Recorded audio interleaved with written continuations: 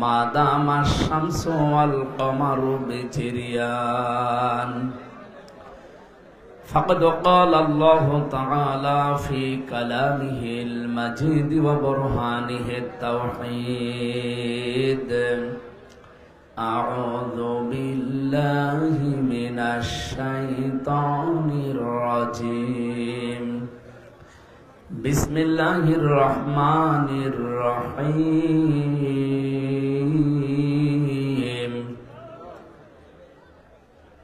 فلاقتحم العقبة وما أدراك ما العقبة فك رقبة أو إطعام في يوم ذي مسغبة يتيما ذا مقربة أو مسكينا ذا متربة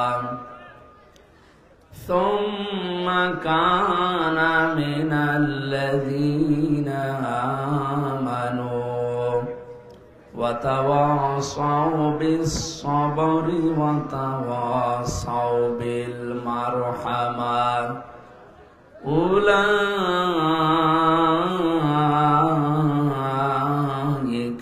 أصحاب الميمنة صدقت يا ربنا. عن أبي هريرة رضي الله تعالى عنه قال قال النبي صلى الله عليه وسلم خير الناس من ينفع الناس إلى آخر الحديث رواه الترمذي وما زادهم إلا إيمانا وتسليما اللهم صل على محمد وآله وصحبه وبارك وسلم. الحمد لله.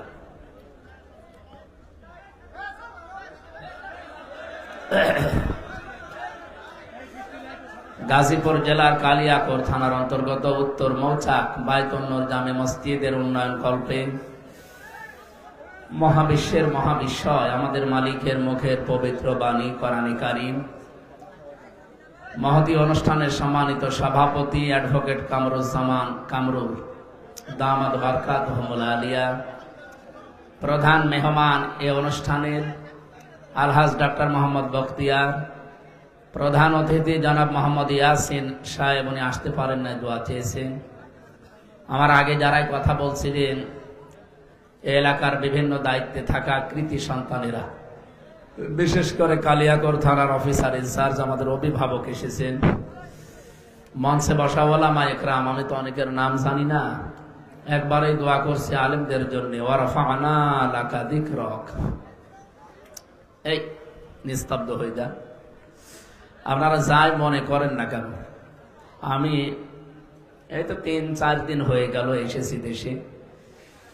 মসজিদে নববীতে ইমাম সাহেব যিনি খুতবা দিচ্ছিলেন গত জুমার দিন, ওনার শেষ কথা ছিল এলেমের যে মর্যাদা তার উপরে তিনি একটা হাদিস পড়লেন।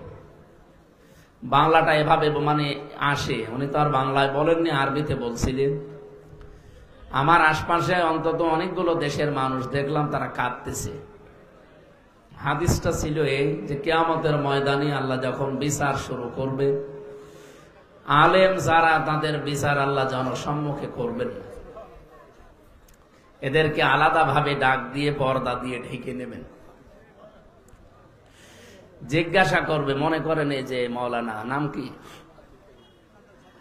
আব্দুল কাইয়্যুম, ওনারে ডাক দিয়ে বলবে যে এই অপরাধগুলো করেছিলি, আল্লাহর সামনে সব জবাব দেওয়া লাগবে, হিসাব দেওয়া লাগবে এবং স্বীকার করা লাগবে।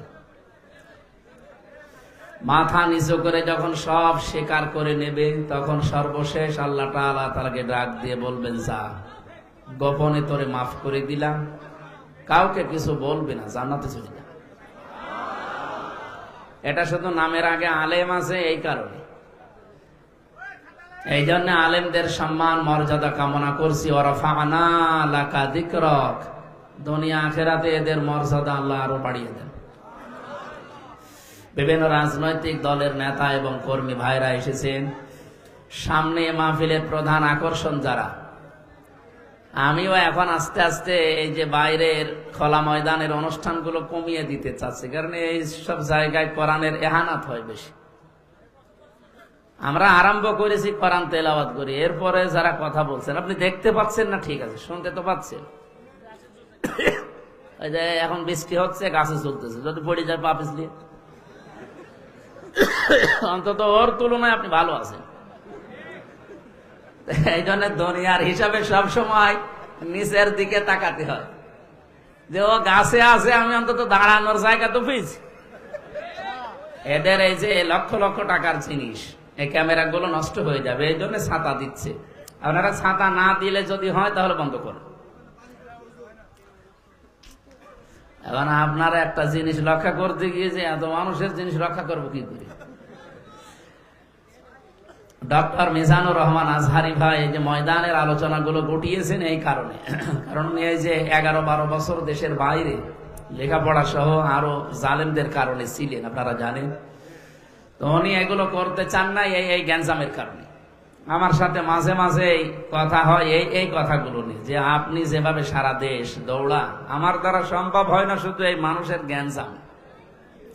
এই জন্য উনি ইনডোর গুলো নিন, অডিটোরিয়ামের ভেতরে কোনো আওয়াজ নেই, আগে মোবাইল গুলো সব বলেন অফ করে ফেলেন, এ কথা বলে না। নিস্তব্ধ পরিবেশ না হলে একটা কথা বোঝানো যায় না। এটা যেহেতু একটা ক্লাস চলছে, আর এই ক্লাসে যারা ছাত্র বসে আছে, এই ছাত্র ছাত্রী তো আর সব এক মাপের না। আমরা 1 থেকে মাস্টার্স পর্যন্ত যারা ক্লাস করেছি, যে ক্লাসে পড়ি, প্রত্যেক ক্লাসে ওই মাপের ছাত্র আছে।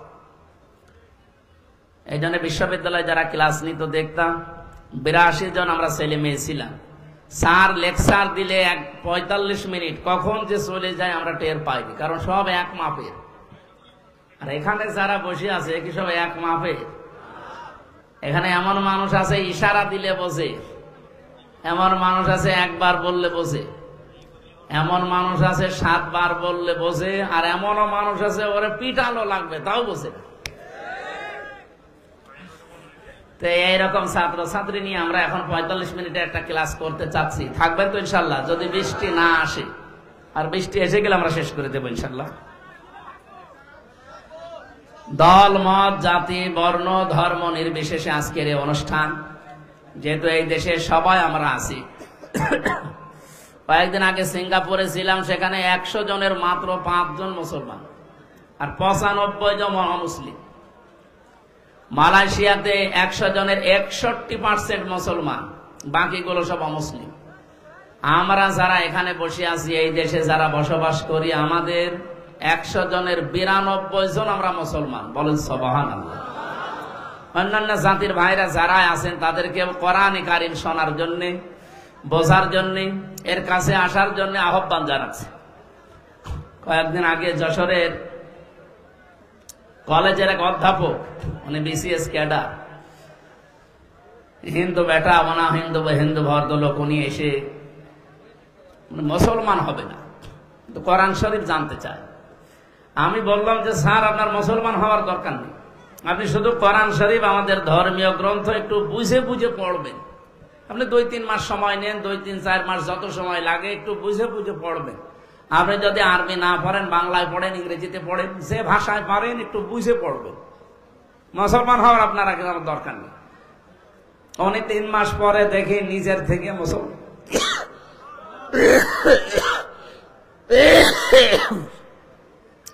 মুসলমান হয়ে গেছে। কারণ এর ভেতরে এমন কিছু আল্লাহ দিয়েছে, যদি সত্যি মন দিয়ে কেউ এগিয়ে আসে আর একে বোঝার চেষ্টা করে, আল্লাহ তাকে অবশ্যই হেদায়েত দান করবে। প্রশ্ন আসতে পারে, তাহলে গিরিশচন্দ্র সেন হেদায়েত পেল না কেন? ও তো কোরআন শরীফ আমাদের চাইতে পড়েছে বেশি, বুঝেছে বেশি, লিখেছেও বেশি। ও তাফসীর পর্যন্ত লিখেছে। নরসিংদী বাড়ি এই লোকটা, এই জেলার পাশে না নরসিংদী? কোরআন শরীফ এত পড়া পড়েছিল, এক একটা শব্দের ও কমপক্ষে 33টা করে অর্থ বের করেছে। আমি ওর তাফসিরটা পড়ে দেখেছি, এমন সুন্দর ভাবে লিখা, এক একটা শব্দের 33টা করে অর্থ সাজিয়েছে। এখানে যত বড় হুজুর হোক আর যত বড় আলেম হোক, আমি সহ কেউ গ্যারান্টি দিয়ে বলতে পারবে যে পড়া কোরআন শরীফের প্রত্যেকটি শব্দের অর্থ আমার একাধিক জানা আছে? পারবে না। না, আমি পড়াটা কয়েকবার শেষ করেছি, কিন্তু আমার মনে নেই। এখন আবার আমার স্টাডি করা লাগবে, দেখা লাগবে। অথচ একটা হিন্দু মানুষ কি পড়া পড়েছিল বলেন? তাহলে কোরআন শরীফ আমার চাইতে আপনার চাইতে লোকটা বেশি পড়েছে, বুঝেছেও বেশি, এবং কি লিখেছেও বেশি। তাফসীর লিখতে হলে কত লেখা লাগে এক একটা আয়াতের পক্ষে। এত কিছু করার পরেও লোকটা হেদায়েত পায়নি। মারা যাওয়ার পরে তার জানাজা হয়নি, তাকে আমাদের মতো দাফন কাফন দেয়নি, তারে আগুন দিয়ে পুড়িয়ে ফেলেছে। একটাই কারণ, তার সব ছিল, কোরআন থেকে হেদায়েত নেওয়ার মতো মন ছিল না। কথা বোঝেন? যশোরের অধ্যাপকের মন ছিল, উনি বুঝে পড়েছিলেন শুধু মন দিয়ে। 3 মাসে আল্লাহ তাকে হেদায়েত দিয়ে দিয়েছে। আর এই লোকটা সারা জীবন ব্যয় করলো এই গিরিশচন্দ্র সেন, ওর মন ছিল না, এই জন্য আল্লাহ তাকে হেদায়েত দেয়নি। আপনারা এখানে যারা এসেছেন, শুধু একদিন তাফসীর মাহফিলের 1, 2, 3 আয়াতের কথা শুনে আপনি হেদায়েত পেয়ে যাবেন, বিষয়টা এমন না। আপনার মন থাকা লাগবে, যদি থাকে একদিন পড়াটা লাগবে না, 1 মিনিটের একটা কথায় আপনার মন পরিবর্তন হয়ে যেতে পারে। আল্লাহ যেন সেরকম কিছু আজকে আমাদের এই পরিবেশে দান করেন, সকলে বলেন আমিন। প্রশংসা বাণী আদায় করা দরকার আগে, এই জন্য বলেন আলহামদুলিল্লাহ। যেহেতু পরিবেশ আমাদের অনুকূলে নেই, বৃষ্টি হচ্ছে অলরেডি, যে কোনো সময় জোরে লেগে যেতে পারে, এই জন্য আমরা খুব তাড়াতাড়ি করছি। দরুদ আর সালাম পাঠ করার মাধ্যমে একটা তেলাওয়াতকৃত আয়াত আপনারা শুনলেন, সূরা বালাদ 11 নম্বর আয়াত থেকে আমরা পড়েছিলাম 16 নম্বর আয়াত পর্যন্ত। গুরুত্বপূর্ণ কিছু মেসেজ আল্লাহ এই আয়াতের ভেতরে আমাদেরকে দিতে চেয়েছে, একটু এদিকে খেয়াল করে থাকেন। সূরা বালাদ কি বললাম বলেন তো? বালাদ শব্দের শাব্দিক অর্থ কি? নগরী। বালাদ মানে কি? নগরী। সূরা কোরআন শরীফে আল্লাহ 114টা সূরা দিয়েছেন। 92টা সূরা আছে মক্কার, আর 22টা সূরা আছে মদিনার। আরো মতভেদ থাকতে পারে, তবে এইটা এখন প্রসিদ্ধ। মক্কা এবং মদিনায় যেগুলো নাজিল হয়েছে এই হিসাবে নামকরণ করা হয় মাক্কি সূরা, মাদানী সূরা। আমার এখান থেকে প্রশ্ন, এদিকে তাকান। যতদিন পর্যন্ত মক্কাতে সূরা নাজিল হয়েছে, কোরআন নাজিল হয়েছে, কোন সূরায় আপনি পাবেন না ইয়া আইয়ুহাল্লাযীনা আমানু। আছে? এখানে যারা কোরআন পড়েন বসেন, আপনারা জবাব দেন তো। পড়া কোরআনে যত জায়গায় মাক্কি সূরা, কোন জায়গায় ইয়া আইয়ুহাল্লাযীনা আমানু আছে? হে ঈমানদারেরা নেই। হ্যাঁ আছে ইয়া আইয়ুহাল ইনসান বা ইয়া আইয়ুহান নাস, হে মানব মণ্ডলী। মদিনায় যে 22টা সূরা নাযিল হয়েছে, সেখানে দেখবেন ঈমানদারকে আল্লাহ ডাক দেওয়ার সময় ইয়া আইয়ুহান নাস আর বলেননি, বলেছে ইয়া আইয়ুহাল্লাযীনা আমানু। আমি কথা যেহেতু অল্প সময় বলবো, গুরুত্বপূর্ণ কিছু পয়েন্ট আসবে, আপনারা মনে রাখবেন, আশা করছি সামনে কাজে লাগবে। মক্কায় বলেন তো নবীজি নিজে আছে, হযরতে আবু বকর সিদ্দিক রাদিয়াল্লাহু তাআলা আনহু আছে, হযরত ওমর আছে রিদওয়ানুল্লাহি তাআলা আলাইহিম আজমাইন, যারা সরাসরি জান্নাতের সার্টিফিকেট ধারী মানুষ। এই মানুষগুলোর ঈমান ছিল না? জবাব দেন, ছিল না? আল্লাহ কেন ইয়া আইয়ুহাল্লাযীনা আমানু বললেন না? কারণ যতদিন নবীজি 13 বছর নবুয়ত পাওয়ার পরে মক্কায় ছিলেন, ওই সময়ের রাষ্ট্রের দায়িত্ব ছিল আবু জেহেল। কে ছিল? আরো জোরে বলেন। এই লোকটা যতদিন দায়িত্বে আছে ততদিন আল্লাহর বিধান দিয়েই তো দেশ চালিয়েছে, নাকি? নবীজি ওখান থেকে মদিনায় গেলেন, রাষ্ট্র গঠন করলেন। 10 বছর এই কোরআন দিয়ে মদিনা চালিয়েছিলেন, রাষ্ট্র চালিয়েছিলেন। আল্লাহ রাব্বুল আলামিন মদিনাতে যতদিন কোরআন নাযিল করেছেন, কোন জায়গায় 89 জায়গায় আপনি পড়া কোরআনে পাবেন। কোন জায়গায় আর ইয়া আইয়ুহান নাস বললেন না, বললেন ইয়া আইয়ুহাল্লাযীনা আমানু, ও হে যারা ঈমানের দাবি করো তাদেরকে বলছি। আমার এই ছোট্ট মাথার ভেতরে এই চিন্তা এসেছে। আমি মদিনার লাইব্রেরিতে ছিলাম, অনেকক্ষণ ছিলাম, অনেকগুলো বিষয় নিয়ে আলোচনা করতে। আমার এক বন্ধু থাকে ওখানে মদিনা বিশ্ববিদ্যালয়ে, তার সাথে বসে এই যে 4 দিনের 3 দিনই তার সাথে চেষ্টা করলাম, দেখি কিছু নেওয়া যায় কিনা। এই বিষয়টা আমার মাথার ভেতরে এসেছে। যতদিন পর্যন্ত নবীজি নিজে সাহাবায়ে কেরামকে নিয়ে মক্কায় ছিলেন, ইয়া আইয়ুহাল্লাযীনা আমানু এ ডাক শুনতে পারেননি। মদিনায় গিয়ে শুনেছিলেন একটাই মাত্র কারণ সেখানে রাষ্ট্রীয়ভাবে ইসলাম কায়েম হয়েছে, কোরআনের বিধান চলছে। বাংলাদেশে 54 বছর স্বাধীন হয়েছে, আপনি কোন দিকে মন না দিয়ে এখান থেকে কিছু নেওয়ার চেষ্টা করেন। এই 54 বছরে আজ পর্যন্ত কোরআনের 500 আয়াত আছে, শরীয়তের বিধান একটাও চলছে। এই দেশে যদি আপনি যতই দরবেশ দাবি করেন, এখনো পূর্ণাঙ্গ ইমানদার আল্লাহর কাছে আপনি বিবেচিত হতে পারেন। আপনি পূর্ণাঙ্গ ইমানদার হতে পারবেন যখন আপনার ব্যক্তিগত জীবন থেকে আন্তর্জাতিক জীবন পর্যন্ত কোরআন দিয়ে চলবে। আর এটা চালাবে ফেরেশতারা? হ্যাঁ, এই কথাটা এখন বলতে গেলে কিছু মানুষের রাগ হয়। এই 15.5 বছরে এক মসজিদের মেহরাব থেকে যখন কথা বলতাম জুলুমের বিরুদ্ধে, কিছু মানুষ বলতো একেবারে সাহসী হুজুর।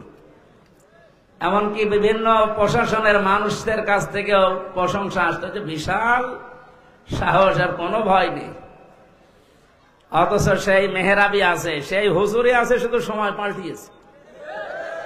সেই কথাগুলো এখন জুলুমের বিরুদ্ধে, মানুষের অধিকারের পক্ষে, ন্যায়ের পক্ষে কথা বলতে গেলে কিছু মানুষ এখন দেখছে, বলছে যে মসজিদ কি রাজনীতি করার জায়গা? তা আপনি 15 বছর বললেন না কেন? মসজিদে মেহরাব নামে যে জায়গাটা আছে, যেখানে ইমাম সাহেব দাঁড়িয়ে খুতবা দেয়, মেহরাব মানে কি? অস্ত্রাগার, মানে অস্ত্র রাখার জায়গা। এই যে প্রশাসনে যারা আছে, পুলিশ লাইনে যে দেখেন অস্ত্রে রাখার একটা জায়গা আছে, ওটার অস্ত্রাগার বলা হয়। নবীজির মসজিদের ভেতরে এই জায়গাটা ছিল। আমি এবার 7 মিনিট সময় পেয়েছিলাম ওই জায়গায় নামাজ পড়ার জন্য, যেখানে মুয়াজ্জিন উপরে উঠে আজান দেয়, নিচে ওই জায়গাটা মানে এখনো অস্ত্র রাখার জায়গায়। আপনি এই কথাগুলো এখন জুলুমের বিরুদ্ধে, শিরিকের বিরুদ্ধে, কুফরের বিরুদ্ধে, বেদাতের বিরুদ্ধে এই মসজিদের মেহরাব থেকে বললে আপনার কাছে রাজনীতি মনে হয়? আপনাকে তো আমার মনে হয় হাসিনা রোগে ধরিস। ওটা রোগ। হাসিনা একটা কি, কলেরা যেমন রোগ, ওটা একটা রোগ। আল্লাহ বিদায় দিয়েছে। কয়েকদিন আগে খুব গালিগালাজ শুনছিলাম গোপালগঞ্জ নিয়ে। ম্যাডাম খালেদা জিয়া বলেছিল না যে গোপালই পাল্টিয়ে ফেলবো। আমারে সাংবাদিক বলছে যে আপনি কি চান? আমি বললাম যত গালিগালাজ হচ্ছে, অন্তত এই গালিগালাজ থেকে ওই জেলাকে বাঁচাতে হলে জেলাটা বিভিন্ন জেলায় ভাগ করে দিন। ওদিকে নড়াইল আছে, এদিকে ফরিদপুর আছে, মাদারীপুর আছে, কারণ ওদের 3টা আসন, খুব বড় জেলা না। এত গালিগালাজ না খেয়ে 3 আসন 3 জেলায় ভাগ করে দিন, তাহলে আর কেউ গালিও দেবে না, কারণ জেলায় নেই। এই শুনে আপনি ম্যাডাম খালেদা জিয়ার উপরে রাগ করেন না, আমার উপরে রাগ করেন কেন? আমি তো তাও বলিস ভাগ করে দিতে, আর উনি তো বলিস পাল্টিয়ে ফেলবো। উনি যদি থাকতো, এখন আছে, আর যদি সত্যি সামনে চেয়ার পায়, ও জেলার নাম রাখবে? গোপালগঞ্জ আমার মনে হয় গোলাপগঞ্জ বানিয়ে দেবে। আমি তো গোলাপগঞ্জ বানাতে চাইনি, আমি বলেছি সব ভাগ ভাগ করে দিন, নাম থাকবে না, মানুষ গালিও দেবে। আমি বাঁচাতে চাইলাম, আর আমারে এখন বাস দেয়, বলে এই জেলায় আসো করে আমরা দেখবো। কি দেখবে না? আপনারও যা আছে আমারও তাই আছে, কি দেখবে? সম্মানিত ভাইরা, আমরা যে কথা তুলেছিলাম সূরা বালাদ, এ মাক্কি সূরা, এটা মদিনায় যতদিন পর্যন্ত নবীজি ইসলাম কায়েম করতে না পেরেছেন, ইয়া আইয়ুহাল্লাযীনা আমানু শুনতে পারেননি। বাংলাদেশে 54 বছরে আমরা যারা আছি মনে করছি শুধু 2 বেলা জিকির করে মসজিদে একটু সময় ব্যয় করে আমি জান্নাতে চলে যাব, না, জীবনেও পারবেন না। এই আয়াতগুলো তাহলে মিথ্যা হয়ে যাবে। যারা আলেম আছে তাদেরকে আবার অ্যাক্টিভ হওয়ার জন্য বলছি। সূরা বালাদের 11 নম্বর আয়াতে আল্লাহ পাক বলেন, ফালাকতা হামাল আকাবাতা ওয়া মা আদরাকা মাল আকাবা। হে নবী, এই মানুষগুলো কিন্তু গিরিপথ পাড়ি দিতে রাজি না। এই আয়াতের আগে দেখবেন 10 নম্বর আয়াতে আল্লাহর ঘোষণা ছিল হাদাইনাহুন নাজদাইন, আমি ভালো আর মন্দ দুইটা রাস্তা তাদেরকে বলে দিয়েছি। তার একটা রাস্তা গিরিপথ বললেন কেন? আকাবা মানে কঠিন পথ, গিরিপথ। যমুনা সেতুর এদিক থেকে ওদিকে পার হওয়ার জন্য একটা বিরাট ব্রিজ পার হওয়া লাগে, 5.5 কিলো 6 কিলোমিটার। আপনাকে যদি সত্যি দুনিয়ার এই জীবন থেকে জান্নাতের ওই জায়গায় যেতে হয়, মাস্ট বি একটা গিরিপথ পাড়ি দেওয়া লাগবে। বিশাল একটা সাঁকো ব্রিজ, সেতু যাই বলেন, এটা পার হওয়া লাগবে, নয়তো আপনি আল্লাহর বানানো যে বাগান জান্নাত যেতে পারবেন না। এ পর্যন্ত বলে আল্লাহ শেষ করে দেননি। রব্বুল আলামিন বলেন, হে নবী, আপনি কি জানেন এই গিরিপথ কি? ওমা আদরাকা মাল আকাবা, এই যে গিরিপথ, কঠিন পথ, এটা কি জানেন আপনি? আপনি কোনদিন শুনেছেন এই আকাবার কোন সম্পর্কে কিছু? এই আকাবা পার না হলে আপনি জান্নাতে যেতে পারবেন না। কত মানুষ দেখি বিভিন্ন সময় এসে বলে, হুজুর এমন ওয়াজ করবেন যেন এক ওয়াজ শুনি আমি জান্নাত চলে যেতে পারি। বলে হ্যাঁ, একটা ওয়াজ আছে। আমি কোরআন শরীফ পুরাটা পড়ে একটা ওয়াজ এইভাবে পেয়েছি যে একটা কথা যদি কেউ মেনে নিতে পারে, আল্লাহ পাক তার ওই আকাবা পার করে জান্নাতে দিয়ে দেবে। আজকে সেই ওয়াজটা আমার আয়াতের শেষে তেলাওয়াত ছিল, উলাইকা আসহাবুল মাইমানা, এরাই সৌভাগ্যশালী, এরাই ডানপন্থী, এরাই হচ্ছে জান্নাতি। এখন যে গিরিপথ পার হয়ে আপনি জান্নাত পর্যন্ত যাবেন, এই গিরিপথ পাড়ি দিতে হলে যে কর্মসূচিগুলো হাতে নেওয়া লাগে, বাংলাদেশে এখন 73টার উপরে দল কাজ করছে। সবাই শান্তি চায় দেশে। কয়টা? এই 73টা রাজনৈতিক দলের ভেতরে নিবন্ধিত অনিবন্ধিত সব মিলে কোরআনে কারিমের কাছে আমরা জিজ্ঞাসা করব যে গিরিপথ পার হয়ে আমরা জান্নাতে যেতে চাই, আমরা সৌভাগ্যশালী হতে চাই, আমরা কল্যাণ পেতে চাই, আমরা ডানপন্থী হতে চাই। এর পরবর্তীতে আল্লাহ কিন্তু বামপন্থী মানুষের কিছু পরিচয় দিয়েছেন। বাংলাদেশে বামপন্থী নেই? বলেন তো, বাম হাতের কাজ কি সব ভালো? কি করে এটা দিয়ে? আমি নিচে নাই নামলাম বামপন্থী বলে, আর যারা বুক ফোলান বলেন তো আমি বাম রাজনীতি করি। আপনি কি মানুষ? আপনারে দিয়ে তো ওই যে ওই জায়গা পরিষ্কার করা দরকার, কারণ আপনি বাম। কোরআনে যেখানে বাম, উলাইকা আসহাবুল মাশআমা, এই সমস্ত শব্দগুলো আল্লাহ দিয়েছেন, তার পরবর্তীতে দেখবেন কিছু নিকৃষ্ট গুণের কথা দিয়েছেন। আমি কোরআন পড়ে বাংলাদেশের সাথে মিলিয়ে দেখেছি, এদেশে যারা বামপন্থী রাজনীতি করে ওগুলোর সব তাদের ভেতরে আছে। বামপন্থী যারা বাম হাতের কাজ আপনারা অবশ্যই দেখেন, ওদের অনেকগুলো চরিত্রের কথা আছে। 1 নম্বরে ওরা আন্দাজে কথা বলে বেশি। বামপন্থী রাজনীতি এদেশে আজ যারাই করছে দেখেন, কারো বিরুদ্ধে কথা বলতে গেলে সঠিক তথ্য নিয়ে আসে না, আন্দাজে বলে। ঢাকা বিশ্ববিদ্যালয়ে আমি নাম নিলাম না একজনের, কি যেন মোল্লা নাকি নামের শেষে আছে, এই ছেলেটার কথাবার্তা আমি শুনি মাঝে মাঝে। ও যা তথ্য দেয় বিভিন্ন দলের পক্ষে বিপক্ষে, সবগুলো মিথ্যা কথা। আমরা কোরআনে কারিমে সূরা আরাফ থেকে কিছু তেলাওয়াত, কিছু আয়াত আজকে আমি আসার সময় পড়ছিলাম। হযরতে শুআয়ব আলাইহিস সালামের জামানায় তার উম্মতদেরকে আল্লাহ ধ্বংস করে দিয়েছিলেন 2টা কারণে। 1 নম্বরে তারা ওজনে কম বেশি করত, 2 নম্বরে তারা তর্ক করত মিথ্যা বিষয় নিয়ে। আজ বাংলাদেশের সবচাইতে বেশি এই 2টা গোনা হচ্ছে। ওজনে কম বেশি আছে না? ওজনে কম বেশি মানে কি শুধু দাড়ি পাল্লায় কম বেশি? এই যে ইউটিউবার যারা, এরাও কম বেশি করে। দেখবেন আমি যা বলছি কাটছাট করে এর সাথে আরো কিছু রং সং দিয়ে আমার এমন কালার করবে, রাস্তায় বের হয় দুষ্কার হয়ে যাবে। আপনি যা পেয়েছেন ওইটা ডেলিভারি দেবেন, এর নাম হচ্ছে ওজন। আজ প্রাইমারি থেকে বিশ্ববিদ্যালয় পর্যন্ত, হাফেজি মাদ্রাসা থেকে দাওরা পর্যন্ত যারা শিক্ষক আছে, ওনারা শিক্ষকতা করার আগে যে জ্ঞানগুলো নিয়েছে, এই জ্ঞানগুলো যারা আহরণ করে, অর্জন করে, এই জ্ঞানগুলোই যদি ক্লাসে ওইভাবে সঠিকভাবে দিতে পারে, তাহলে আর প্রাইভেট পড়া, কোচিং করা লাগে? এখন আর লাগছে না। আল্লাহ তাআলা এই দিকে ইঙ্গিত দিয়েছে যে যেটা পেয়েছো ওইটা ওইভাবে যে নিতে চায় তাকে অর্পণ করো। ওয়াইলুল লিল মুতাফফিফিন আল্লাযীনা ইযা তালু আলান নাসি ইস্তাওফুন। ওই মানুষগুলোর জন্য আক্ষেপ, আফসোস, ধ্বংস হয়ে যা করা, যারা নেওয়ার সময় বেশি নেয়, দেওয়ার সময়। আর শিক্ষকদের দিকে আমি তাকিয়ে বলছি, এটা রেকর্ড হচ্ছে, যে যেখানে শিক্ষকতা করছেন, কেন প্রাইভেট পড়া লাগবে, কোচিং করা লাগবে আপনি থাকতে? আপনি তো নেওয়ার সময় ঠিক মতোই নিয়েছেন, দেওয়ার সময় ওইটা ঠিক মতো দিলে তো আমার ছেলে মেয়েদের প্রাইভেট পড়ানো লাগে, কোচিং করানো লাগে। আপনি তো শিক্ষক এমনি হননি, অবশ্যই এরকম জ্ঞান অর্জন করে শিক্ষক হয়েছেন। এই জন্য আশা করবো যারা শিক্ষক মন্ডলী আছেন, আমাদের মাথার তাজ, আপনারা যেন ধরা না খান, এই জন্য বললাম। কারণ বহু মানুষ ধরা খাবে। বহু আলেম আমরা যারা স্টেজে এখন কথা বলছি, এই যে আমরা এখন অবিখায় আছি। অবিখা মানে কি? ওয়াজের বিনিময়ে খাদ্য।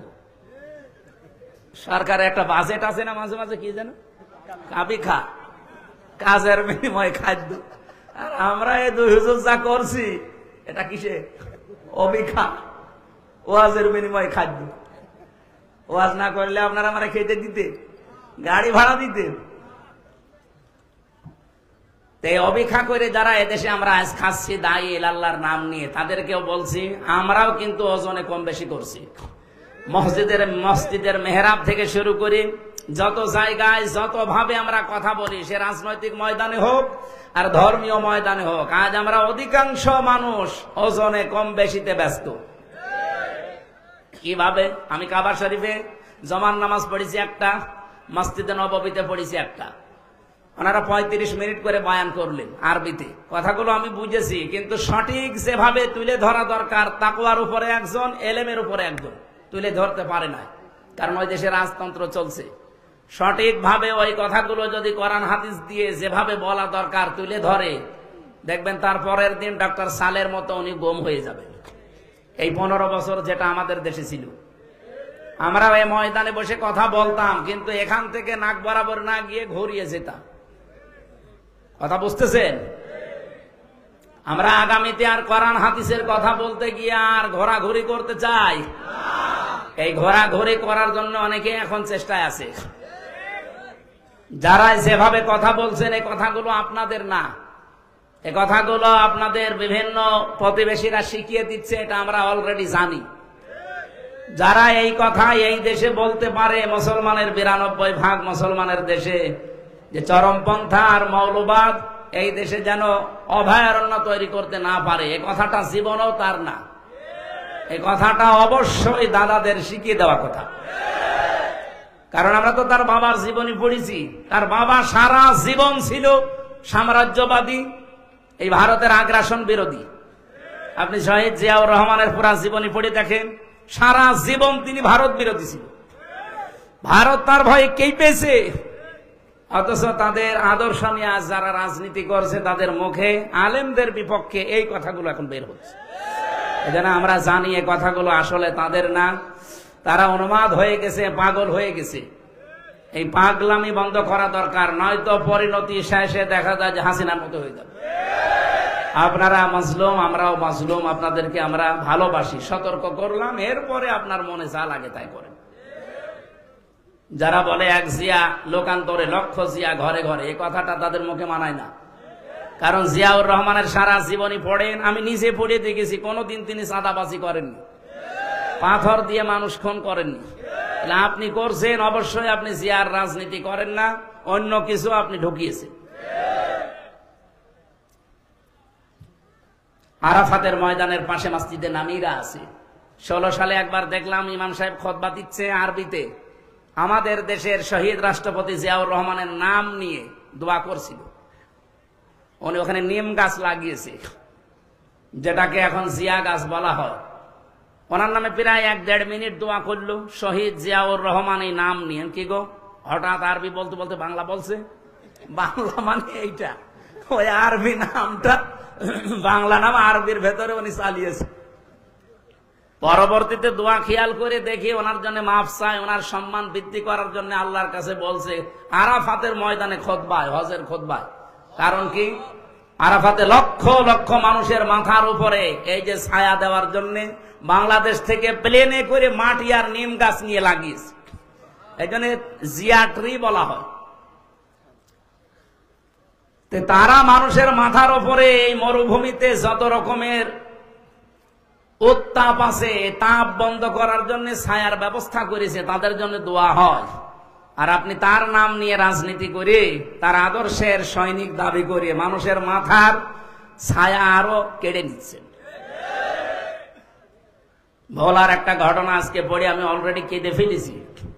একজনের কাছে চাঁদা চেয়েছে, দিতে চাইনি, শেষে তাকে ধরে বেঁধে রেখে ৮-৯ জন মিলে তার স্ত্রীকে অলরেডি ধর্ষণ করেছে। একটা কথা হইলো, এখন তো বিভিন্ন মানুষ এতে ভ্যান আলা, আজকে রিক্সা, আমি সকালে একটা অনুষ্ঠানে ছিলাম, এক রিক্সা চালক বলছে যে আগেই ছাতা ভালো ছিল। আমার একটা গল্প মনে পড়ছে, কাফন চুরি করতো একটা লোক, কবরে মাটি দিলেই সকালবেলা আর কাফন পাওয়া যায় না, উলঙ্গ করে কাফন নিয়ে চলে আসে, বিক্রি করে দেয়। সারা এলাকায় এত বদনাম এই লোকটার, জন্য নামই পড়ে গেছে কাফন চোর। চিন্তা করছে আমি মরে গেলে তো আমার যে গালি গালাজ দেবে, এটা তো বন্ধ করা দরকার। ওর ছেলেকে বলছে, দেখো আমি যখন মারা যাব আমার এই নামটা যেন অন্তত কেউ উল্টা পাল্টা না ডাকে, এমন কাজ করবা যেন আমার নাম অন্তত মানুষ ভালো বলে। চিন্তা করছে আমার বাবার নাম ভালো বলবে, বাবার মতো কাজ তো আমি করিনি। ওর বাবা তো কাফন চুরি করতো, লাশ ফেলে রাখতো, আর ও এখন শুধু কাফন চুরি করে না, কাফন চুরি করে আর লাশ গাছের সাথে টাঙিয়ে ভেতরে বাঁশ দেয়। এই দৃশ্য দেখে এলাকার মানুষ বলছে যে কি, এ তোর বাবা ভালো ছিল, অন্তত বাবা শুধু কাফন চুরি করে নিয়ে আসতো, লাশ তো কবরে থাকতো। আর এ কি আরম্ভ করেছে, শুধু কাফন চুরি করে না, লাশ ঝুলিয়ে রাখে গাছের সাথে, আবার পেছনে বাঁশ দিয়ে রাখে। এর বাবাই ভালো ছিল। আমার তো মনে হচ্ছে 15.5 বছর যে জুলুম অত্যাচার নির্যাতন হয়েছে, 1 বছরে অনেকে তা ছাড়িয়ে চলে গেছে। এই জন্য ভ্যান চালক এখন বলছে যে ছাতা আগেই ভালো ছিল। এ কথা যেন আর সামনে না বলতে পারে, এ বিষয়ে সতর্ক হওয়া দরকার না? বৃষ্টি খুব জোরে চলে আসবে নাকি? আমার ভাইরা, আমরা যে কোরআনে কারিম থেকে কথা শোনার জন্য বসেছিলাম, এখানে মেন কথা ছিল আমরা বিশাল গিরিপথ, এটা পার হয়ে আল্লাহর বানানো জান্নাতে যেতে চাই। এর 1 নম্বরে কর্মসূচি আল্লাহ দিয়েছেন ফাক্কু রাকাবা, দাস মুক্তি করার জন্য আপনাকে কাজ করা লাগবে। আও ইউতআমুন ফি ইয়াউমিন যি মাসগাবা, মিসকিন যারা, অসহায় যারা, এই মানুষগুলোর খাবারের ব্যবস্থা করা লাগবে, ছুটে যাওয়া লাগবে অসহায় মানুষের কাছে। বাংলার মুসলমানেরা, এটা যেহেতু রেকর্ড হয়, সারা বাংলাদেশ ছড়িয়ে যাচ্ছে, আমি নিরপেক্ষ দৃষ্টি নিয়ে বলছি। আপনি বলেন, এই যে কর্মসূচিগুলো বলছি, 1 নম্বরে তারা দাসত্ব মুক্তির জন্য কাজ করবে। মানুষের ঘাড়ে যাদের শৃঙ্খলা পরানো আছে, শৃঙ্খলা মুক্ত করার চেষ্টা চালাবে। এদের তাফসির হয় 2টা। 1 নম্বরে বন্দি মুক্তিকরণ। আজ বিনা কারণে বাংলাদেশের 68টা জেলখানা আছে। এই জেলখানাগুলোতে বিনা কারণে অনেকেই বছরের পর বছর পড়ে আছে, কোনো অপরাধ না করেও পড়ে আছে। কয়েকদিন আগে একজন মুক্তি পেয়েছে, ফারাবি নামে, আমার সাথে ছিল জেলখানায়, ইসলামের পক্ষে লিখত, বিশ্বনবীকে কেউ গালি গালাজ করলে তাদের বিপক্ষে লিখত।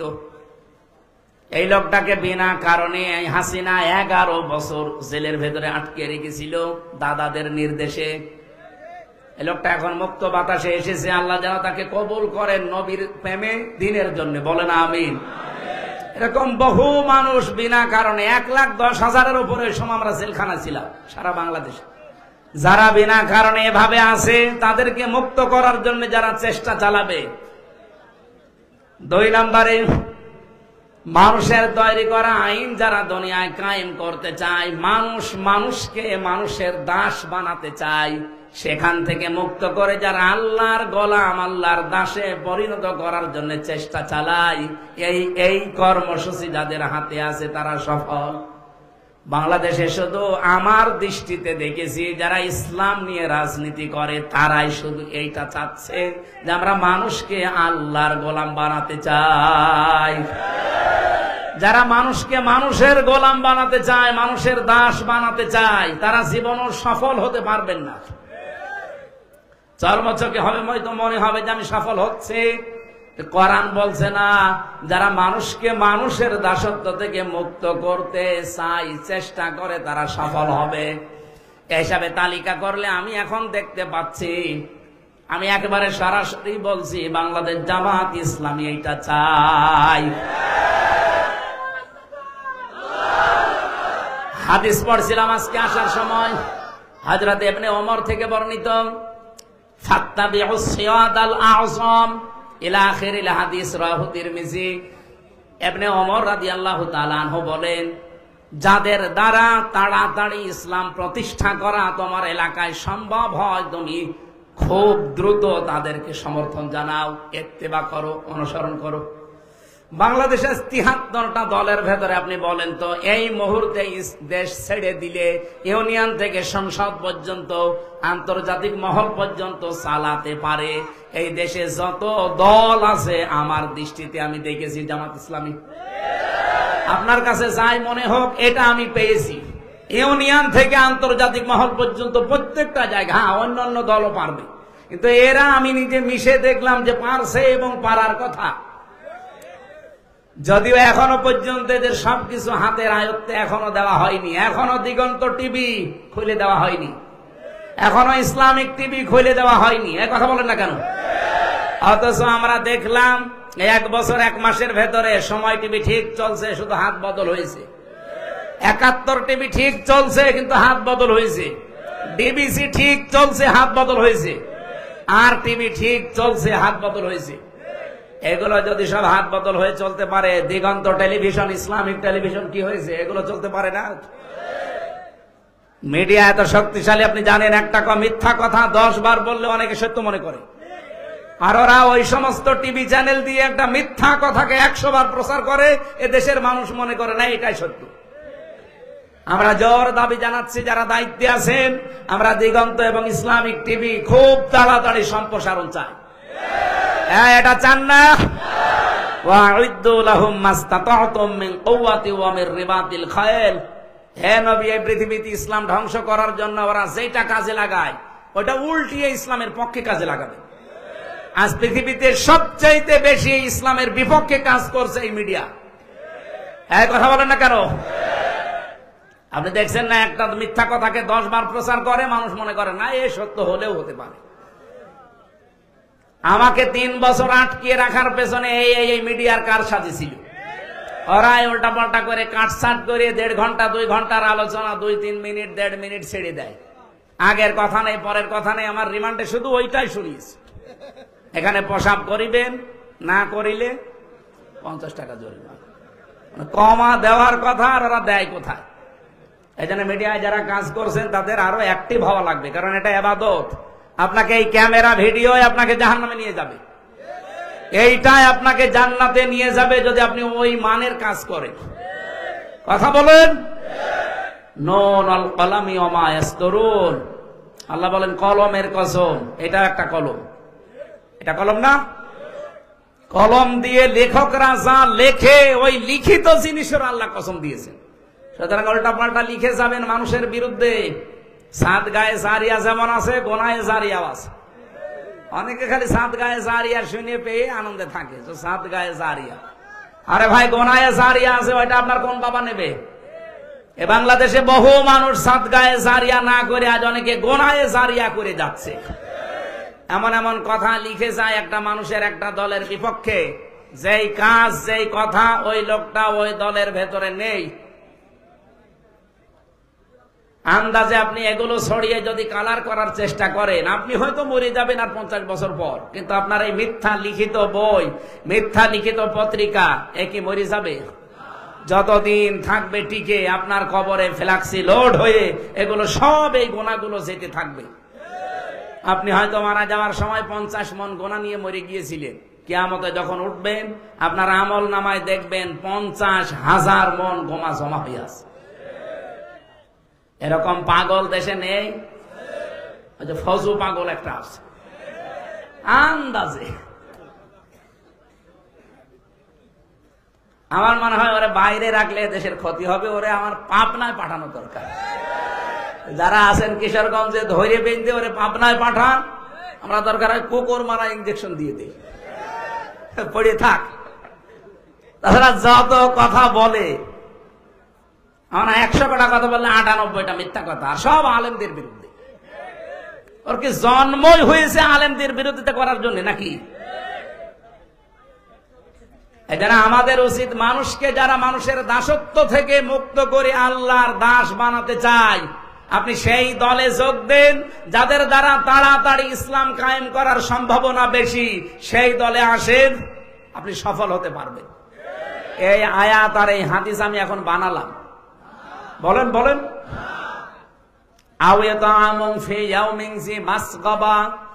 যারা এতিম মিসকিন অসহায়, যারা এগিয়ে যায়, আজ 1 বছর 1 মাস এই দেশটা দ্বিতীয়বারের মতো আমরা যারা স্বাধীনতা বলছি, বলেন তো 1 বছর 1 মাসের ভেতরে সবচাইতে বেশি মানবতার কাছে এগিয়ে গেছে কোন দল? আপনি আন্দাজে না বলে নিরপেক্ষ দৃষ্টি দিয়ে বলেন। আমার কুষ্টিয়া জেলা দৌলতপুর থানায় ভাঙন আরম্ভ হয়েছে, বন্যা চলছে, কত দল তো কুষ্টিয়ায় আছে। শুধুমাত্র দেখলাম এই 3 দিনে বাংলাদেশ জামাত ইসলামী, যদিও তারা মুসলিম, যদিও তারা নিজেরাই অসহায়, 15-16 বছর তারা নিজেরাই অসহায়, এরপরও কয়েক ট্রাক মাল নিয়ে অলরেডি তারা বিতরণ করেছে। এলাকার মানুষ এখন খুশি। আমরা যদি ভালো কাজে এভাবে প্রতিযোগিতা করতে পারতাম, আর যত দল কুষ্টিয়াতে আছে প্রত্যেকেই যদি এই ট্রাক মাল নিয়ে গিয়েছে, তো কুষ্টিয়ার মতো যত জেলায় বন্যা হচ্ছে সবগুলো উত্তরণ করা সম্ভব হতো। এই কাজে নেই। আমি জামাত ইসলামীতে এসেছি জেলখানা থেকে আসার পর। এর আগে আমি অ্যাক্টিভ ছিলাম না শিবিরে, জামাতে, কোনো দলে না। ওই যে অবিখা ওয়াজ করে খেতাম। এখানে আসার পরে আমি অ্যাক্টিভ ভাবে মিশে কাজ করে দেখতে পাচ্ছি জামাত কর্মী মানে সমাজকর্মী। এদের আসল কাজ এইটা, যে সমাজে উন্নয়নমূলক কাজে আপনি আগে অংশগ্রহণ করেন। এই জন্য আহ্বান জানাচ্ছি, এদের চরিত্রটা আপনিও নেন, আপনাকেও মানুষ ভালোবাসবে। মানুষকে জোর করে কিছু হয় না, তার প্রমাণ হাসিনা। এত জোর করেছিল, 3টা বছর আমার যোগাযোগ বিচ্ছিন্ন রেখে, শুধু বউ থেকে, ছেলে মেয়ে থেকে না, মা বাপ থেকে না, দুনিয়া থেকে বিচ্ছিন্ন করে রেখেছিল মাটির নিচে। কি করতে পেরেছে? গাজীপুরে ছিলাম প্রায় 3 বছর। কি করতে পেরেছে শেষ পর্যন্ত? যেটাকে ওরা বেশি ঘৃণা করে সেই দলে এখন আমি আরো অ্যাক্টিভ হয়ে গেছি। আমার জামাত ইসলামে অ্যাক্টিভ হওয়ার জন্য হাসিনা দায়ী। ও যদি জেলে এইভাবে কষ্ট না দিত, আমার মনে হয় আমি এভাবে আসতাম না। আগে যে ছিলাম অবিখা করে খেতাম।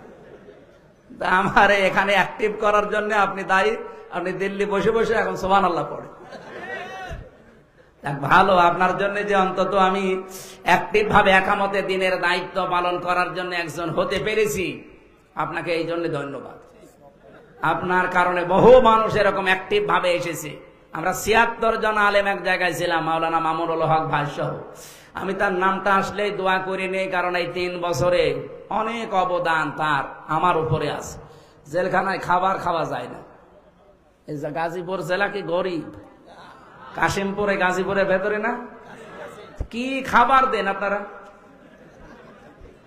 মাওলানা মামুনুল হক হাফিজাহুল্লাহ, আল্লাহরে বান্দা, 3 বছর আমার সাথে এক ঘরে ছিল, পাশাপাশি রুমে। আমরা মানে প্রতিদিন সকালে আর দুপুরের খাবার আমরা একসাথে খেতাম। খাবারটা গরম করতে পারতেন ওনার কাছে।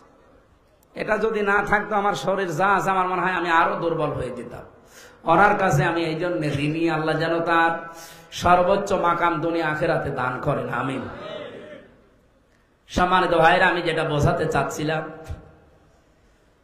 জামাত কর্মী যারা আছে তারা যেমন সমাজকর্মী, তারা চাঁদাবাজি করে না, তারা আজ লুণ্ঠন করে না, তারা মানুষের মাথায় লাঠি দেয় না একটাই কারণে, আমি যতটুকু দেখলাম এই 1 বছর 1 মাসে জামাতে যত মানুষ আছে কেউ বসে খায় না, প্রত্যেকটি মানুষ কাজ করে খায়। সে যদি ভ্যান চালক হয়, কেউ বসে খায় না। আপনি দেখেন প্রত্যেকের কোনো না কোনো কাজ আছে। আর ওই কাজ থেকে 1 মাসে যদি 5,000 টাকা উপায় হয়, সেখান থেকে অন্তত 5% হলে যেই কয় টাকা হয় সেই কয় টাকা নিয়ে জিতছায় সে জমা দেয়। এই জন্য এই দলটা চালাতে কোনো বেগ পেতে হয় না। আর অন্যান্য দলের দ্বারা এইভাবে দেওয়ার কোনো নিয়ম নেই। যদি 5,000 পায়, আরো 10,000 বাম হাতের ইনকাম করে। এই জন্য আহ্বান জানাচ্ছি, আমি নিজে বুঝেছি, এদেরকে দেখলাম এরা ফাক্কু রকাবা করতে চায়, এরা দাসত্ব মুক্ত করতে চায় মানুষকে, মানুষের দাস থেকে আল্লাহর দাস বানাতে চায়। এরা মানুষের দুয়ারে দুয়ারে খাবার পৌঁছিয়ে দিচ্ছে। আমিরে জামাত সুস্থ ছিল যখন, দেখেননি এত পর্যন্ত পানির ভেতরে নেমে মাথায় ঝড়ি নিয়ে ফেনীতে, রংপুরে, সেই সুনামগঞ্জে উনি এগিয়ে চলে যাচ্ছে। 64 বছরের একজন বৃদ্ধ যুবক। কোন দলের মানুষকে তো আমি এইভাবে অ্যাক্টিভ হতে দেখলাম না, কারণ তারা এই আয়াত পড়েছে, আয়াতের শিক্ষা নেয়নি। 3 নম্বরে আপনাদের গুণাগুণ অর্জন করা লাগবে। এখানে শব্দের দিকে খেয়াল করেছেন, নিকট আত্মীয়র ভেতরে যারা এতিম অসহায়, এই মানুষগুলোর দায়িত্ব নেওয়া লাগবে, খোঁজ খবর নেওয়া লাগবে। আমরা অনেকেই চাই মন থেকে, এটা বললে যদিও মা বোনেরা আমাকে খারাপ বলে, আমি তাও বলছি, অধিকাংশ পরিবারে আজ আমরা আমাদের নিজের নিকট আত্মীয় যারা একটু দুর্বল অসহায়, তাদের হক গুলো আদায় করতে পারি না, শুধু আমার বউর কারণে। আমার বউ না, অন্যের বউ। আমারটা বললে আমি মায়ের খাবো, এটা রেকর্ড হচ্ছে। সম্মানিত মা বোনেরা, আপনারা যেখানে যেখানে বসে আছেন, রেকর্ড শুনতেছেন, কি করবেন আপনি? নাই 200 বছর হায়াত পেলেন, আপনার স্বামীর যে সম্পদ হচ্ছে আরো 10 গুণ বৃদ্ধি হইল। আপনি আরামে খেলেন, সন্তান জন্ম দিলেন, পোশাক পায়খানা করে শেষ করে কবরে চলে গেলেন, কি হবে বলেন?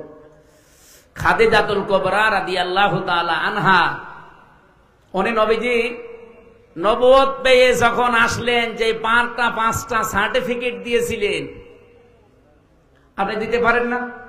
আপনি দিতে পারেন না কারণ আপনার কারণেই যে স্বামীগুলো আমরা আছি এই কাজগুলো করতে পারি না। খাদিজাতুল কুবরা ওই সময় বলেছিলেন, আবুল কাসেম, কাল্লা ওয়াল্লাহি লা ইয়াখজিকাল্লাহু আবাদান ইন্নাকা লা তাসিলুর রহিমা। হে আবুল কাসেম, কখনোই কোন জিন ভূত পরি আপনাকে ভয় দেখাতে পারে না, কারণ আপনি নিকট আত্মীয় যারা, রক্তের সম্পর্ক যারা, তাদের সাথে সম্পর্ক ঠিক রাখেন। তাহলে মানুষের ভেতরে ভয় দূর করার জন্য, আজ অনেকে জিনের ভয়, ভূতের ভয় পায়, এ ভয় দূর করার জন্য মাস্ট বি নিকট আত্মীয় স্বজনের খোঁজ খবর রাখা লাগবে। হাদিস হচ্ছে, নবীজি বলেন, কোন স্ত্রী যদি চায় যে আমার স্বামী আরো বেশি দিন বেঁচে থাক, আমার স্বামীর হায়াত, সম্পদ, ইজ্জত, দুনিয়ার মর্যাদা আরো বেড়ে যাক, ওই স্ত্রীর উচিত তার স্বামীকে যেন মাঝে মাঝে বলে, স্বামী যা করো অন্তত নিকট আত্মীয় স্বজন, রক্তের সম্পর্ক সাথে সাথে আছে, এগুলো আরো দৃঢ় করো। আপনি নিজের মন থেকে বলেন তো, এরকম স্ত্রী এখন কম না বেশি? কম। অধিকাংশ স্ত্রী চাই না আমি আমার ভাইয়ের হক গুলো আদায় করি, আমার বোনের হক গুলো আদায় করি, আমার ফুফু, আমার চাচা, এগুলোর হক আমি আদায় করি, পুঙ্খানুপুঙ্খান ওরা চাই না। আপনার সাহায্য না পেলে এগুলো আমি 100 ভাগ পারবো না। শেষে দেখা যাচ্ছে আস্তে আস্তে আমি মানসিক রোগী হয়ে যাব।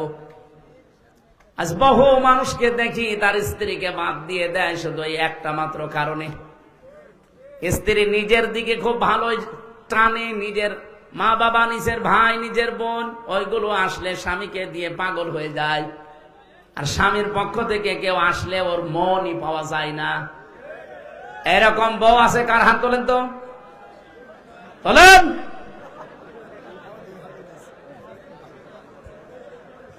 যাদের এরকম আছে তারা সাবধান। সম্মানিতা মা বোনেরা, নামাজ পড়ে রোজা রেখে আর কালো বোরকা পরে আপনি কি করবেন?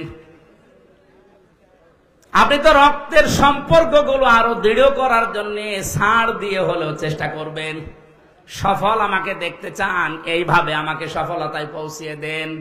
আও মিসকিনান দা মাতরবা, তোরব থেকে এসেছে। তোরব মানে ধোলা মলিন, ধোলা বালি।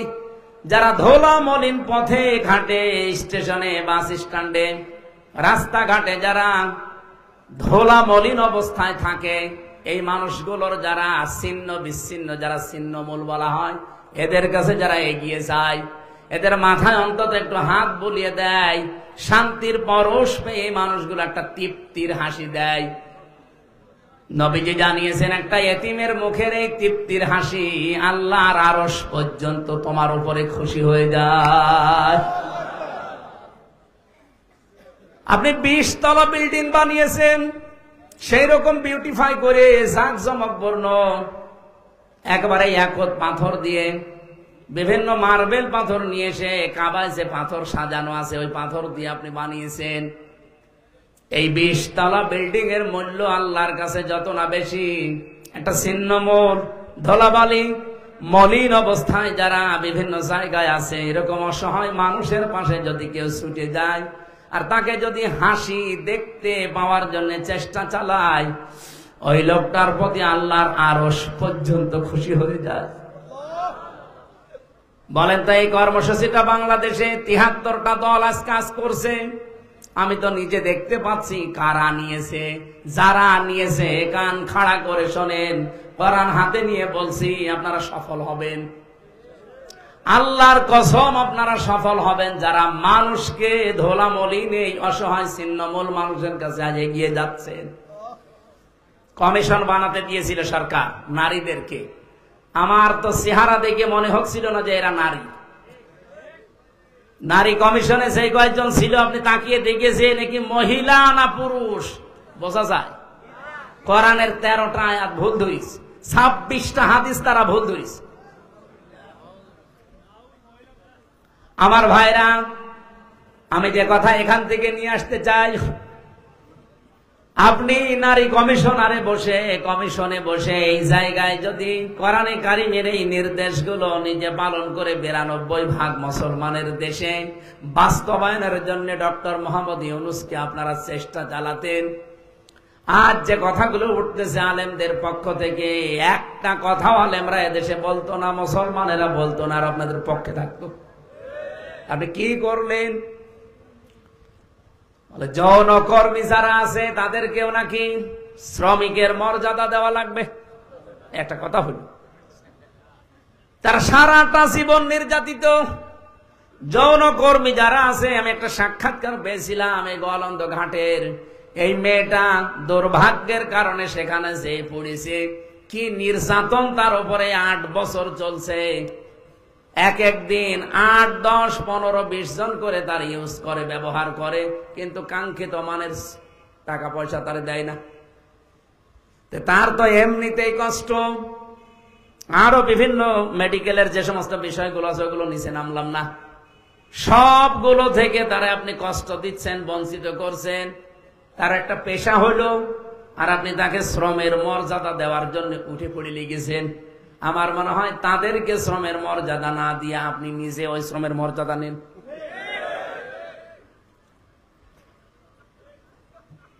আমি আর বাকিটা বললাম না। যতগুলো পয়েন্ট আমি 318 পৃষ্ঠা পুরাটা পড়েছিলাম, প্রত্যেকটা লাইনে মনে হচ্ছে সব ইসলামের বিরুদ্ধে।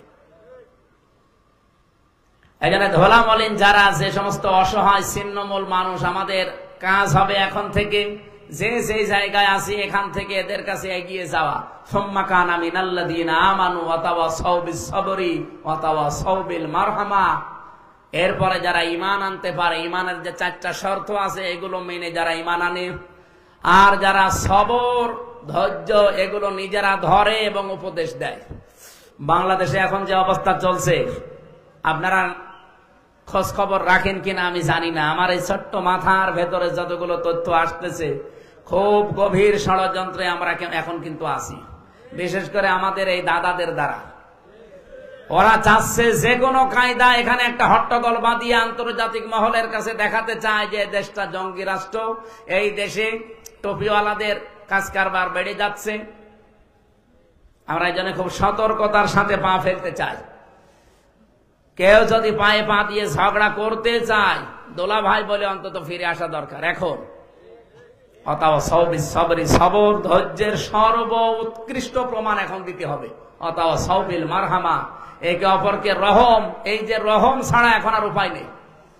আল্লাহ রাব্বুল আলামিন যে গুণাগুণগুলো কোরআনে সূরা বালাদের 11 থেকে 16 নম্বর আয়াতে দিলেন, এগুলো যারা পালন করতে পারে রব্বুল আলামিন জানিয়েছেন উলাইকা আসহাবুল মাইমানা, এরাই হচ্ছে সৌভাগ্যশালী ডানপন্থী, এরা জান্নাতি। বলেন আমিন। হাদিস পড়েছিলাম খায়রুন নাস মাইয়ানফাউন নাস, উত্তম মানুষ ওইটা যার দ্বারা মানুষের উপকার হচ্ছে এবং হবে।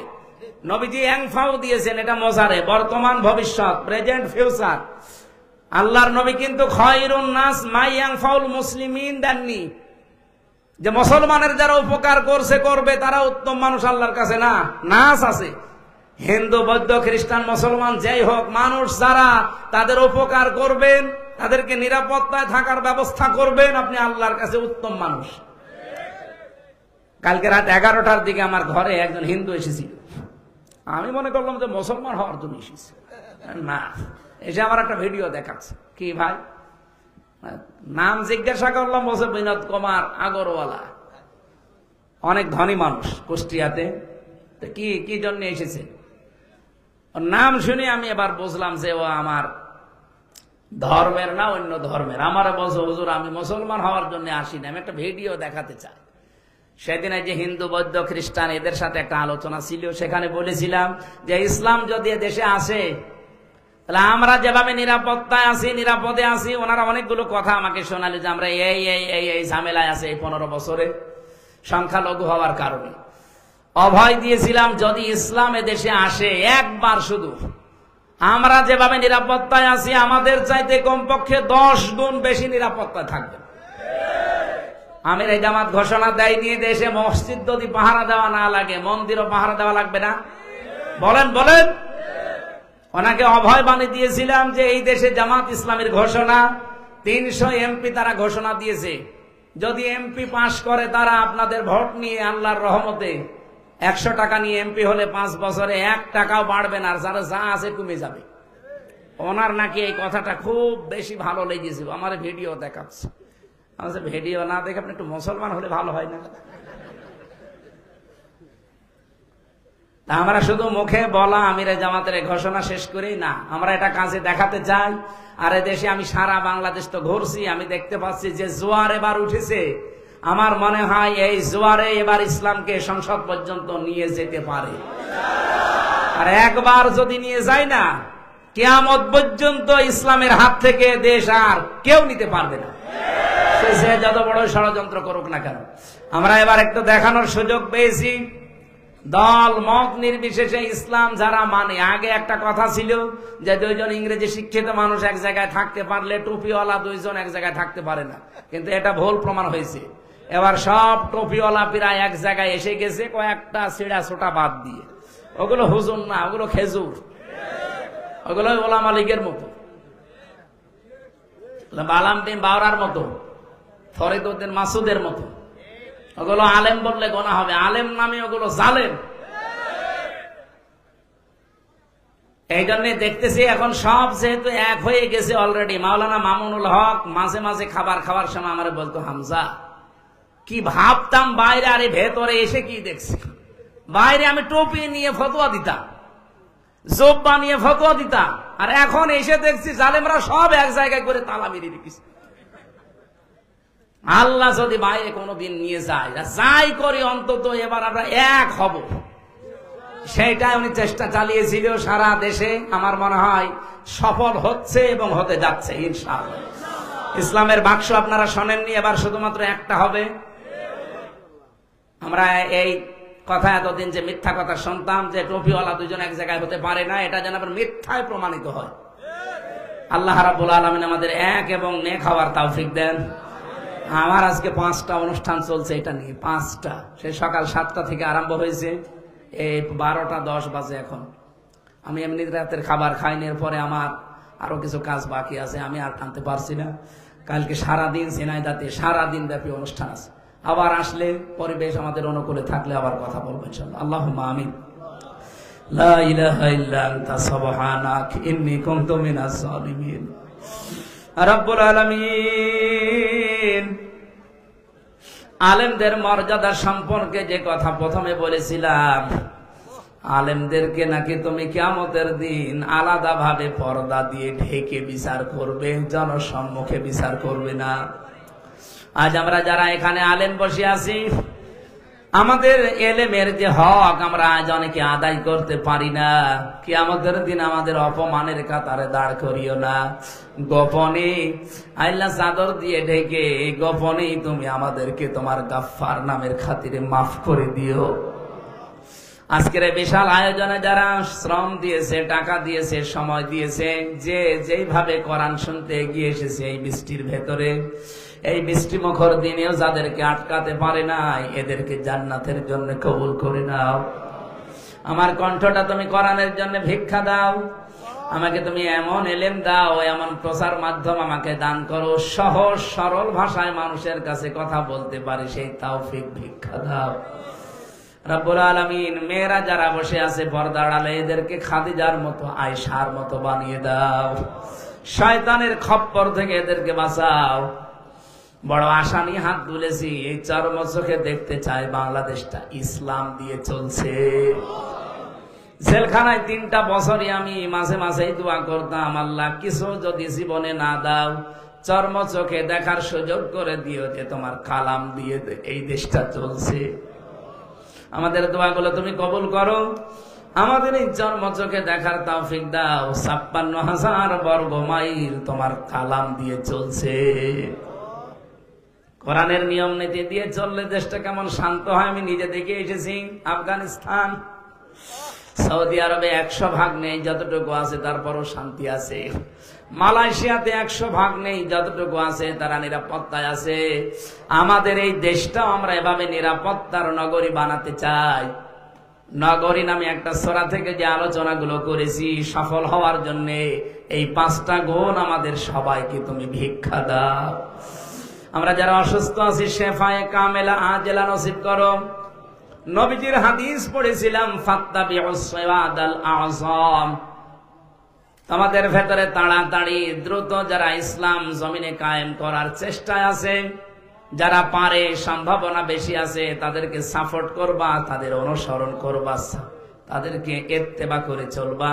এই বাংলাদেশে যাদের দ্বারা ইসলাম তাড়াতাড়ি ব্যক্তি জীবন থেকে আন্তর্জাতিক জীবন পর্যন্ত কায়েম হওয়া সম্ভব, আল্লাহ মন থেকে তাদের পেছনে থাকার তৌফিক দাও। এই মাদ্রাসার মাহফিল, মসজিদের মাহফিল, এটা কবুল করো। মাদ্রাসার সভাপতি, সেক্রেটারি, এখানে মোতাওয়াল্লি যারাই দায়িত্বে আছে, কোরআনের জন্য কবুল করে নাও। রব্বুল আলামিন, একটা জুলুম থেকে আমাদেরকে অন্তত নিষ্কৃতি দিয়েছো। দল মত নির্বিশেষে আমরা যারা এখন দেশে আছি, দেশটাকে কোরআন দিয়ে সাজানোর জন্য সবার মন তুমি আমাদেরকে অমরের মতো তৈরি করে দাও। 3টা বছর জালেমের জেলখানায় থেকে আমি নিজেও এখনো পর্যন্ত অসুস্থ হয়ে আছি। আল্লাহ ভিক্ষা চাই, এই তাহাজ্জুদের সময়ে 12টা পার হয়ে গেছে। এই তাহাজ্জুদের সময় মুসাফির অবস্থায় আছি। আল্লাহ মেহেরবানি করে আমাদেরকে শেফায়ে কামেলা আজেলা নসিব করে দাও। বহু রোগ শোক আমাদের শরীরে বাসা বেঁধেছে, সবগুলো দূর করে দাও। কোরআন যেহেতু শেফা, আল্লাহ এই কোরআনের শেফা আমাদেরকে নসিব করো। এলাকায় যত মানুষ কবরে আছে, কবরগুলো জান্নাত বানিয়ে দাও। কালিয়াকৈর থানার ওসি সাহেব সহ যত প্রশাসনের লোকেরা দায়িত্ব পালন করেন, সততার সাথে পালন করার তৌফিক দাও। অল্প সময়ে যে কথাগুলো আমি বলতে চেয়েছি অনেকে বুঝেছে, আল্লাহ এগুলো এখন বাস্তব জীবনে প্র্যাকটিক্যালে মানার সুযোগ করে দাও। ফাক্ক রাকাবা আও ইতআমুন ফি ইয়াউমিন যি মাসগাবা ইয়াতীমান যা মাকরাবা আও মিসকিনান যা মাতরাবা সুম্মা কানা মিনাল্লাযিনা আমানু ওয়া তাওয়াসাউ বিস-সাবরি ওয়া তাওয়াসাউ বিল মারহামা। এই 5টা গুণই আমাদের সবার জীবনে এনে দাও।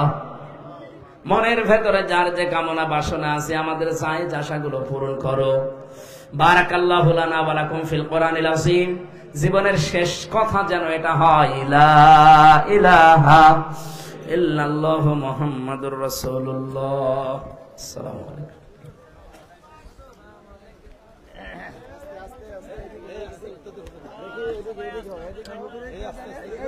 রাস্তা ক্লিয়ার করে দেন, রাস্তাটা ক্লিয়ার করে দেন।